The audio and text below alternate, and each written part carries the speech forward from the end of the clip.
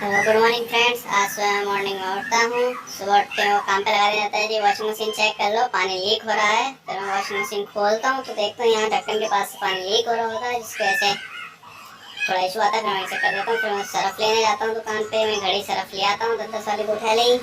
फिर मैं आज देखता हूँ छोटी सी मिनी वॉशिंग मशीन मेरे को अच्छी लगती है। फिर मैं इसे एक बार चला के देखता हूँ।